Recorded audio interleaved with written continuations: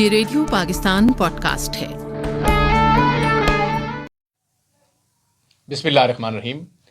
ख़वातीन व हज़रात, रेडियो पाकिस्तान सरगोदा की पॉडकास्ट सर्विस और मैं हूं आपका मेज़बान सिद्दीन बलोच। मेरे साथ टेक्निकल मावन नुमान शफीक। ख़वातीन व हज़रात, आप हमारी इस पॉडकास्ट सर्विस के हवाले से जानते हैं कि दुनिया भर में आप लोग इसको पसंद करते हैं, आपकी मोहब्बत है और सराहते हैं।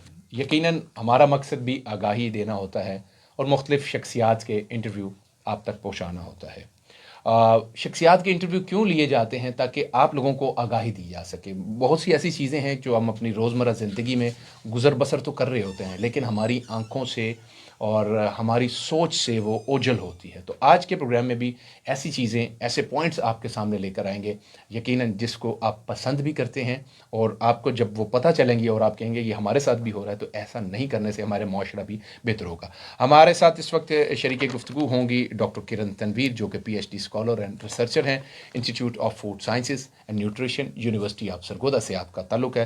डॉक्टर साहब, सबसे पहले तो आपको रेडियो पाकिस्तान में खुशामदीद। Thank you so much. आपका प्रोग्राम मुझे हमेशा अच्छा लगता है क्योंकि एक इन्फॉर्मेटिव होता है, लोगों को इसके बारे में बहुत अच्छा ज़्यादा आगाही मिल सकती है। और आपके टॉपिक जो होते हैं ना, वो बिल्कुल करंट वाले होते हैं, जो कि हमारी सोसाइटी में चल रहे होते हैं। आजकल काफ़ी ज़्यादा मेंटल हेल्थ के जैसे चल रही हैं, इस तरह आपने देखे हेल्थ के बारे में करते हैं, न्यूट्रिशन के बारे में करते हैं। तो मुझे आपका प्रोग्राम इसलिए ज़्यादा अच्छा लगता है कि इससे बहुत से लोगों को फ़ायदा हो जाता है। जज़ाकल्लाह, बहुत शुक्रिया जी, आपका यकीनन इसमें कंट्रीब्यूशन है और आप अपना कलीदी किरदार अदा करती हैं तो लोगों तक आगाही पहुंच सकती है। आपने खुद ही कहा कि मेंटल हेल्थ, डिप्रेशन।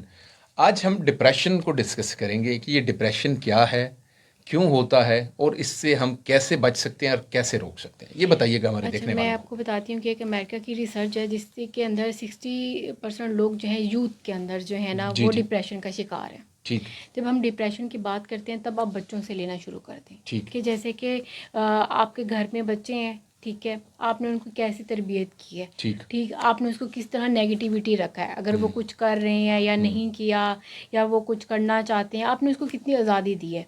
आप एक उनके साथ दोस्ताना रवैया रखना शुरू कर दें। ठीक। जब आप उनके ऊपर जो है ना रिस्ट्रिक्शन नहीं रखेंगे, या आप उनको डिस्करेज नहीं करेंगे, या आप बोलेंगे कि तुमने तो ये बनना था, अब तो तुम ये नहीं बन पाए, तुमने तो मैट्रिक के नंबर कम लेके आए हो, तुम तो FSC में ये करना था, तुम्हें तो डॉक्टर बनना था, देखो तुम्हारा फिलहाल रिश्तेदार या फिलहाल जो है वो ये बन गया।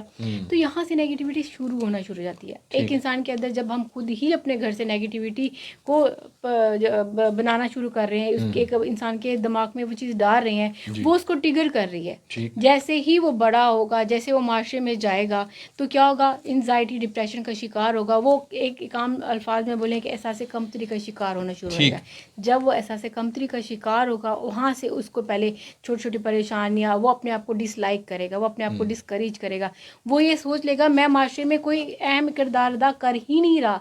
तो वो इस तरह डिप्रेशन का शिकार होते होते उनको क्या होगा, जैसे कि पैनिक अटैक होना शुरू होंगे, वो चीज़ें फिर एंड तक एंड पे हम उस बंदे का इलाज नहीं करते।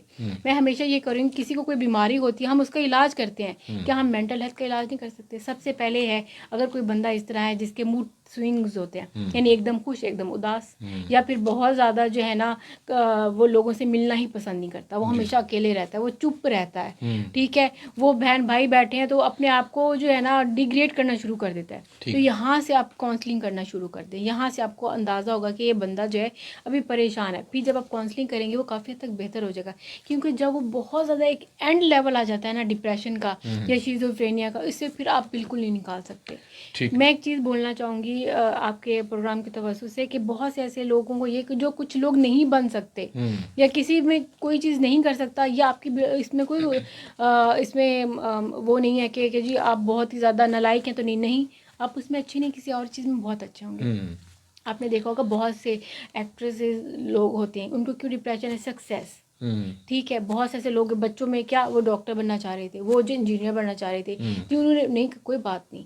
यहाँ से फिर क्या होता है, फिर हम जो अटेंशन हासिल करना चाहते हैं, क्योंकि हमें घर से अटेंशन नहीं मिली, यानी प्यार मोहब्बत नहीं मिला, हमें वो काइंडनेस नहीं मिली, हम दूसरे लोगों की तरफ जाएंगे। फिर वो सोसाइटी में जो है ना, हमें अच्छे लोग मिले या बुरे मिले, अगर आपको बुरे मिलते हैं फिर हम क्राइम की तरफ जाना शुरू कर देते हैं, अपनी उन चीज़ों को फिलअप करने के लिए जो कि आपको बताई गई हैं आपके बचपन से कि तुम में ये कमी है।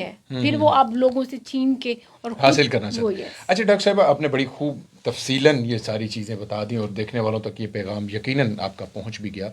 अभी पेरेंट्स से ही यकीनन ये बात शुरू होती है जब हम अपने बच्चों को ये कह रहे होते हैं कि तुम्हारा जो स्कोर अच्छा नहीं है, तुम कुछ कामयाब नहीं हो सके, देखो तुम्हारे दूसरे बहन भाई कामयाब हो गए या तुम्हारे जो कज़न हैं वो कामयाब हो गए, तुम नहीं कर पाए। ये जो तुम नहीं कर पाए वाली जो अगर हम गर्दान छोड़ दें और हम ये कहें कि जो किया है दैट्स वेरी गुड, उसे करेज दें, उसे हौसला दें कि तुम कर सकते हो और तुमने किया है, तो ये ज़्यादा अच्छा है। यानी कि हम उसकी पॉजिटिव चीज़ों को उसके सामने दिखाना शुरू कर दें तो वो मामलात बेहतर हो सकते हैं। जी बिल्कुल, मैं बताती हूँ कि एक बच्चे ने जो है ना, अगर 60% मार्क्स लिए या पास हुआ है तो उसको बोले चलो कोई नहीं, दफ़ा तुम पास हो, अगले दफ़ा मुझे पता तुम अच्छे नंबर ले लो, वो और मेहनत करेगा। राइट। ठीक है, अगर आप यहाँ छोटे छोटे स्टेप लेना शुरू कर दोगे ना, जब आपके घर पे 2-4 बच्चे हैं, ठीक, आप सबको आप सब इक्वल हो, आपको एक्सप्रेस होना चाहिए, आपके मैं नहीं कहती हूँ पेरेंट्स की और बच्चे की दोस्ती होनी चाहिए। ठीक। वहाँ पे क्राइम शुरू हो जाता है, वहाँ पे डिप्रेशन शुरू हो जाता है, जहाँ पे गैप आएगा वो फिलअप क्या करेगा, वो डिप्रेशन, वहाँ पे वो अननेसेसरी लोग फील कर जाएंगे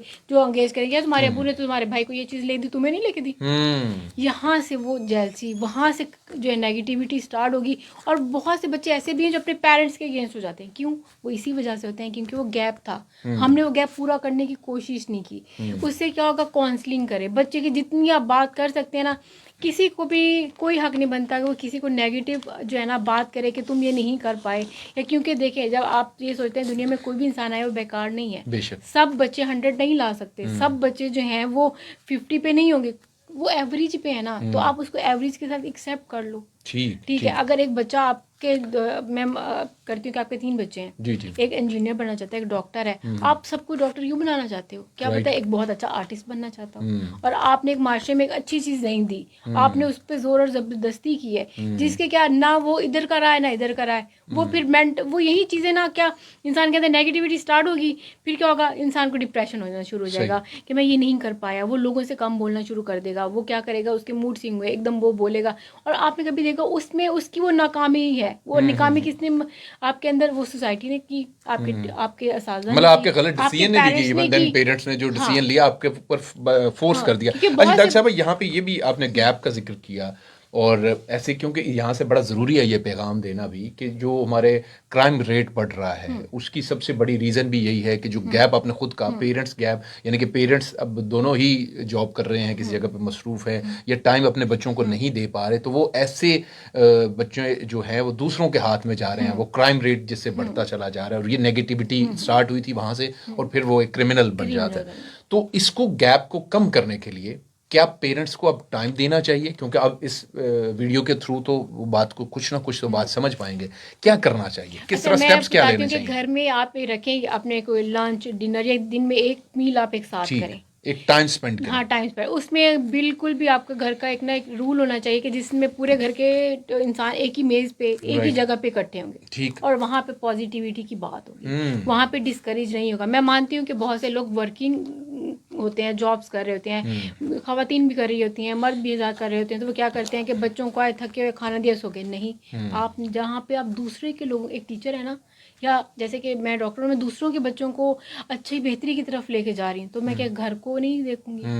तो ये मेरा फर्ज बनता है कि घर पे मैं एक टाइम रखूँ, बेशक वो आधे घंटे का क्यों ना हो, उसके माइंड में होगा कि हमने 1 घंटे बैठना है जिसमें हमने एक दूसरे को टाइम देना है। उसमें आपने कभी भी अपने बच्चे को डिस्करेज नहीं करना, उसमें कभी ये नहीं बोलना कि तुम तो नालायक हो, तुम तो ये कुछ कर नहीं सकते, देखो फलां ने कर दिया, नहीं। उसमें आप अपने बच्चों की अच्छाई की तरफ, क्योंकि हमारे यहाँ क्या होता है कि एक अच्छी चीज़ को हम जो है ना 99 बार रिपीट करते हैं, और जो 99 किसने अच्छी चीज़ की होती है उसको नहीं करते। हम नेगेटिविटी कहेंगे, तुमने ये गलत काम किया, अच्छा तुमने ये कर दिया, तुमने ये, उससे क्या होगा, वो नेगेटिविटी की तरफ जाएगा। और क्या होता है कि हमारे यहाँ शो ऑफ का बहुत ज़्यादा है कि अगर सोशल मीडिया इसमें सबसे बड़ा हाथ है कि आपके पास अच्छी गाड़ी है, ठीक है, तो हम क्या करें?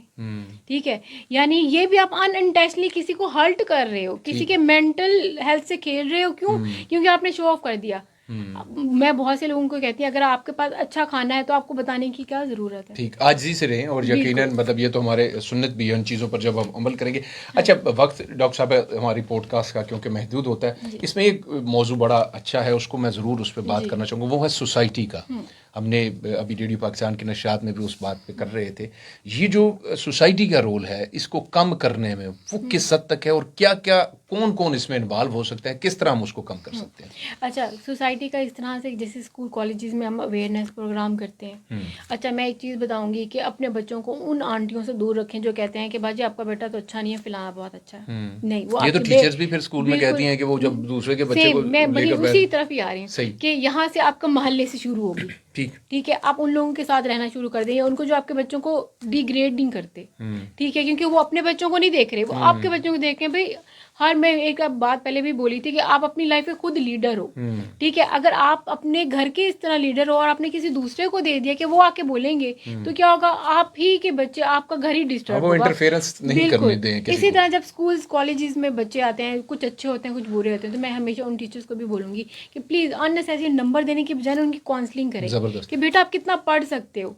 ठीक है, इस तरह का पेपर बनाइए, इस तरह के करें कि वो डिप्रेशन में ना जाए कि ये तो मैं अचीव नहीं कर पाऊंगा, ये तो हो नहीं पाएगा। नहीं, जिंदगी में याद रखिएगा ये ह्यूमन एरर होता है जो कि सामने माइंड में बना लेना, ये सब माइंड की ही आपके जाए। आपने बोला कि मैं काम नहीं करूंगा, तो वो नहीं होगा, करते हुए भी होगा ना, तब नहीं, क्योंकि हमने माइंड में बना लिया। इसी तरह सोसाइटी में हम अवेयरनेस, इसी तरह बुजुर्ग होते हैं, जो ये सारी चीज़ें मिल के ना हम एक अच्छा इंसान पैदा कर सकते हैं। क्यों, मैं हमेशा ये लोग हूँ, प्लीज़ अपने बच्चों को ये मत बोलें कि आप किसी ओहदे पे जाएं, ये करें। आप अगर किसी बच्चे को एक अच्छा इंसान भी बना सकते हैं ना, और वो जिस भी प्रोफेशनल में होगा वो बेस्ट इंसान होगा। ये बड़ी बात है और यही हम सबको बातें समझनी है कि ख़ासतौर पर जब हम पहले घर से बात को शुरू करें, हमने ये समझना है। और फिर हमारा जो सोसाइटी है जहाँ पे आप टाउन में रहते हैं, ये चीज़ आपने अपने बच्चों को समझानी और बुज़ुर्गों का क्योंकि बड़ा अवेयरनेस प्रोग्राम बहुत ज़रूरी है, बहुत ज़रूरी है। और उसमें इंशाल्लाह हम ये सिलसिला जारी भी रखेंगे। और दोस्तों का भी बड़ा इसमें कलीदी किरदार है। अगर आपका दोस्त किसी नेगेटिव एक्टिविटी में जा रहा है, तो अगर आप उसके मुखलिस दोस्त हैं,